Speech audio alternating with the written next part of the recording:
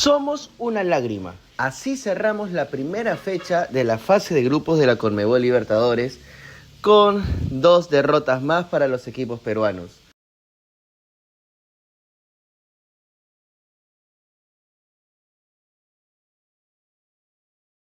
Curiosamente, han perdido los 3 grandes del fútbol peruano. El día martes perdió Alianza contra Libertad en el Estadio de Matute.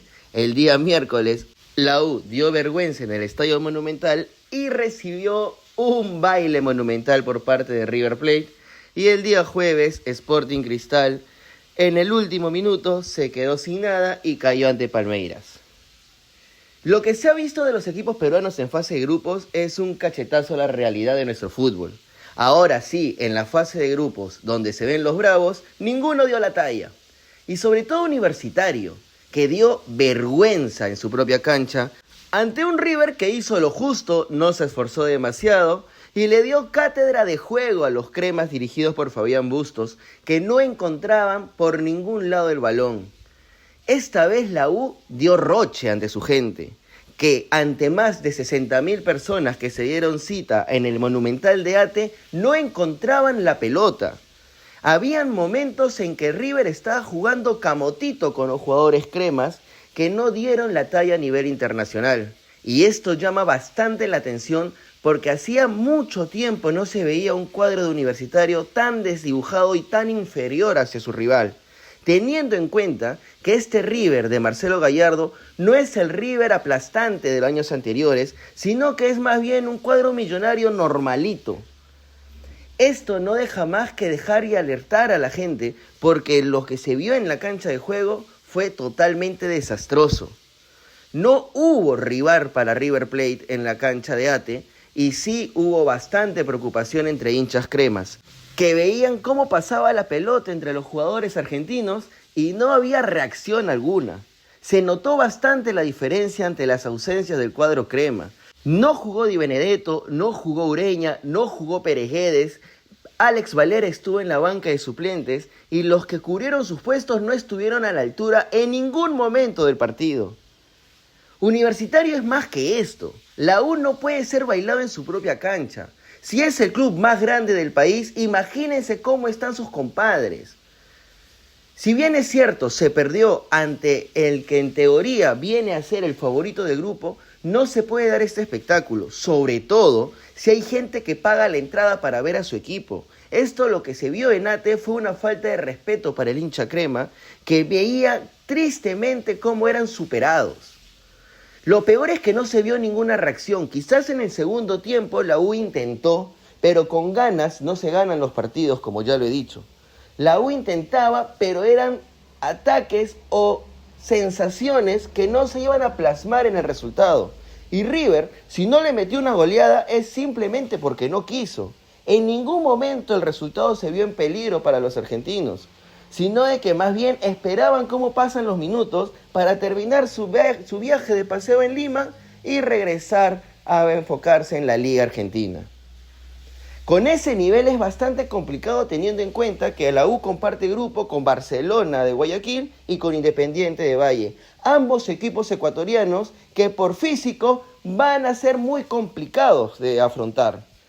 Y se ve un panorama bastante sombrío para la U en esta fase de grupos de la Copa Libertadores 2005. Para cerrar la jornada con los equipos de la Copa Libertadores, Sporting Cristal dio mejor impresión en el Estadio Nacional. Los celestes de Innova vendieron cara a su derrota y terminaron cayendo 2-3 ante Palmeiras en el último minuto. Si bien el desempeño del cuadro de Farré fue mejor que el de Alianza y la U, no alcanzó y tiene el mismo escenario. Se perdió ante el que en teoría se va a llevar el grupo, pero perder puntos de local es un pecado mortal en la Copa Libertadores y eso disminuye las chances de cualquier equipo de tentar una clasificación a octavos de final. Cristal, más de lo mismo, bastante dinamismo, bastante pelotazo, pero pocas ideas. En el elenco cervecero hace extrañar bastante a Yoshimar Yotun porque falta un jugador que pise la pelota y coordine el juego, que dé los pases filtrados y sobre todo que le dé un toquecito de jerarquía al cuadro celeste. Así cierran su participación en esta primera jornada los equipos peruanos en la Copa Libertadores. Perdieron los tres perdieron en casa y la próxima fecha los tres serán visitantes. Eso hace suponer de que en sus visitas es muy difícil que consigan los 3 puntos y puedan recuperar lo perdido en Lima. Por eso es que a este nivel no se pueden ceder los puntos de local. Sobre todo si hay chances o esperanzas o se tiene como objetivo pasar a una siguiente fase. La impresión que nos han dejado los 3 grandes del fútbol peruano es paupérrima. Y es un cachetazo a la realidad, porque no podemos competir a ese nivel. No podemos dar la talla a nivel internacional y solamente, si es que no me equivoco, nos quedará luchar por un tercer puesto para una Copa Sudamericana o regresarse al torneo local para ver si entre los más malos, al menos campeona alguno de estos 3. Por otro lado, en la Copa Sudamericana nos fue un poquito mejor. Jugó Melgar, que iba perdiendo 1-3 ante Vasco da Gama, pero el técnico brasilero se confió, cometió un error y sacó a Coutinho. Y esto hizo que el cuadro arequipeño remontara la situación y más con amor propio logró igualar el marcador en Arequipa.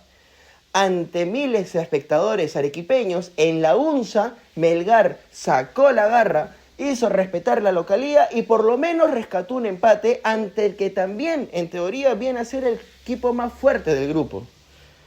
Melgar igualó 3-3 con una excelente actuación de Kenji Cabrera. Otra vez, ojo Ibáñez, que ahí tienes a tu extremo para la selección.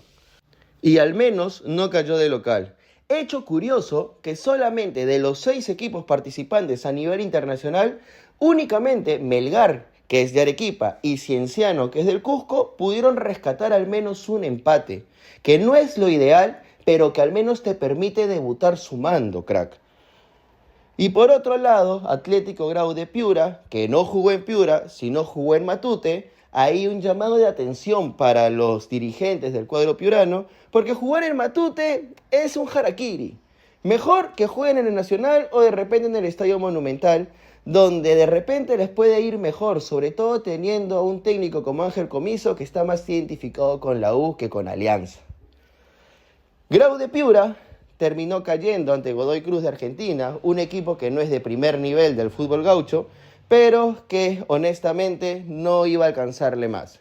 El nivel que muestra Atlético Grau, tanto en el torneo peruano como a nivel internacional, es bastante limitado y bueno, aquí sí, sin temor a equivocarme, Grau vivirá esta experiencia internacional simplemente como una experiencia, porque no tiene ninguna chance de tentar una clasificación a la próxima fase del torneo. Y así cerramos la primera semana de fase de grupos, tanto de Copa Libertadores como de Copa Sudamericana para los equipos peruanos, con más dudas que certezas, con más decepción que alegrías, y que Dios nos coja confesados, porque la próxima jornada es muy probable que nos vaya similar o peor.